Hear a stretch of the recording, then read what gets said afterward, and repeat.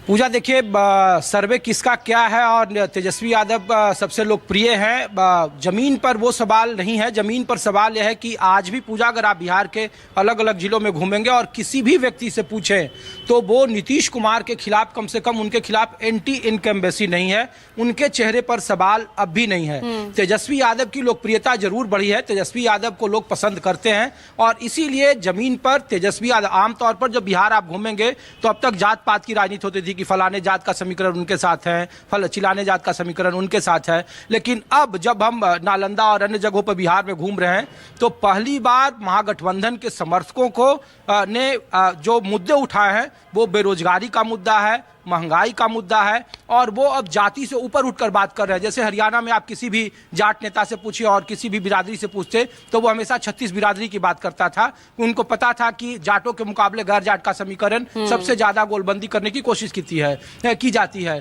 तो तेजस्वी यादव या महागठबंधन के जो समर्थक है, नेता है, अब एक नैरेटिव बनाने की कोशिश जरूर कर रहे हैं और इसीलिए तेजस्वी यादव ग्राफ में कम से कम ऊपर दिख रहे हैं। पहली बात तो यह है। दूसरी बात पूजा यह है कि बिहार में बजट जो पेश हो रहा है तो तेजस्वी यादव का आप देख लीजिए कि जो स्टैंड क्या है। बीते विधानसभा चुनाव में 2020 में दोनों ही एनडीए और महागठबंधन के बीच का अंतर पूजा 0.3 था। 37.3% महागठबंधन को वोट मिले थे और 37.6% एनडीए गठबंधन को वोट मिले थे।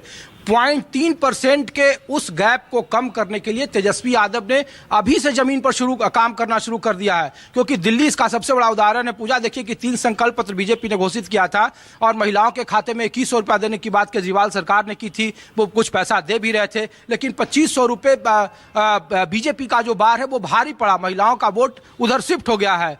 तो तेजस्वी यादव जानते हैं और इसीलिए बिहार में माए बहन सम्मान योजना के तहत 2500 की राशि वो कह रहे हैं, ऐलान कर चुके हैं। वो बकायदा उनकी टीम जमीन पर काम कर रही है, उनके समर्थक लोगों के बीच जा रहे हैं और उसमें उन्होंने कहा कि गरीब और वंचित तबका यानी कि अगड़ा और पिछड़ा की भी राजनीति उसमें है। दूसरी बात है पूजा की, देखिए बजट में बीजेपी की कोशिश जरूर होगी कि वो किस तरीके से आगे बढ़ती है और कौन कौन सी लोक लुभावन पिटारे खोलती है बिहार की जनता के लिए। लेकिन अब भी तेजस्वी यादव को लगता है कि जमीन पर अगर नीतीश कुमार के मुकाबले उनके चेहरे को लाया जाएगा तो अभी नीतीश कुमार 19% हैं, तेजस्वी यादव 19% हैं, नीतीश कुमार 20% हैं। इसीलिए आरजेडी की कोशिश है कि लड़ाई बीजेपी बनाम आरजेडी हो और बीजेपी की तरफ से भी कोशिश है बिहार में कि ये लड़ाई बीजेपी बनाम आरजेडी हो।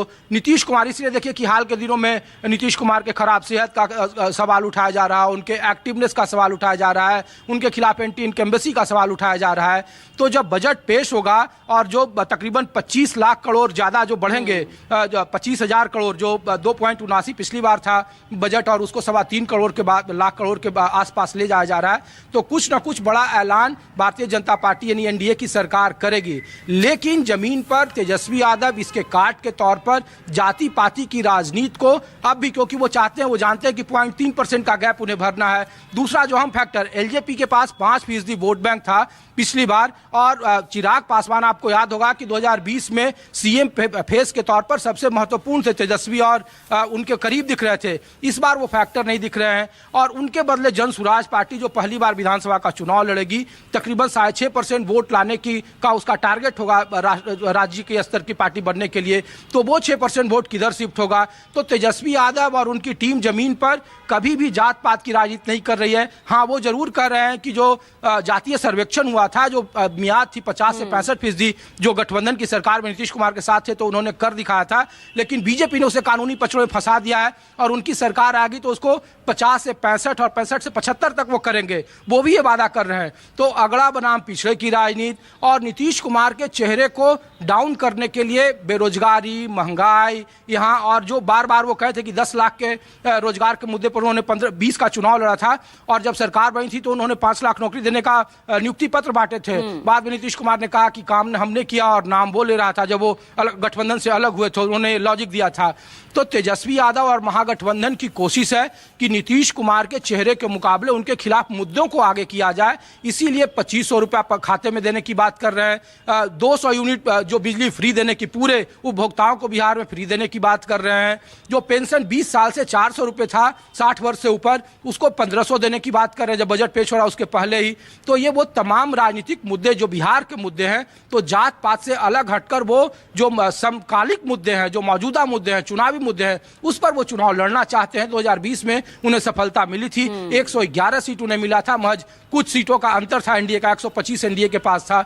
तो इस बार जो चुनाव दिख रहा है वो आसान नहीं दिख रहा है, लेकिन एक बात जरूर है कि महाराष्ट्र, मध्य प्रदेश, दिल्ली और हरियाणा के चुनावी नतीजों ने बीजेपी ने जो प्रयोग किया था वो भी सफल दिख रहा है। तो बिहार में वो कोशिश होगी कि वो सफल दिखेगा या नहीं दिखेगा, बात की बात है। लेकिन तेजस्वी यादव जमीन पर लड़ाई को बिल्कुल नजदीक करने की कोशिश कर रहे हैं, इसलिए वो जाति पाति के पिच से अलग हटकर जमीन पर मुद्दों की बात कर रहे हैं, जो यहाँ के लोकल मुद्दे हैं, यहाँ के जो बेरोजगारी का मुद्दा है, रोजगार का मुद्दा है, कानून व्यवस्था का मुद्दा है, इन चीजों पर वो लड़ाई को आगे बढ़ाने की कोशिश कर रहे हैं। बजट के बाद तस्वीरें और साफ हो जाएगी कि बीजेपी का आर्थिक नजरिया किस तरीके से बढ़ता है और उनके पिटारे में बिहार के लिए क्या क्या होता है। चलिए, तो अनामिका जी, तो यहाँ पर तेजस्वी ने एक दांव तो खेल दिया, जो आप उन पर आरोप लगाते रहते थे जातिगत राजनीति करने का। कम से कम अब मुद्दे यहाँ पर छेड़कर, कल बकायदा प्रेस कॉन्फ्रेंस कर उन्होंने सीधा सीधा कह दिया है कि भैया मैं 75 साल का नहीं हूं, मेरी उम्र 36 साल है, मैं जो कहूंगा करके दिखाऊंगा।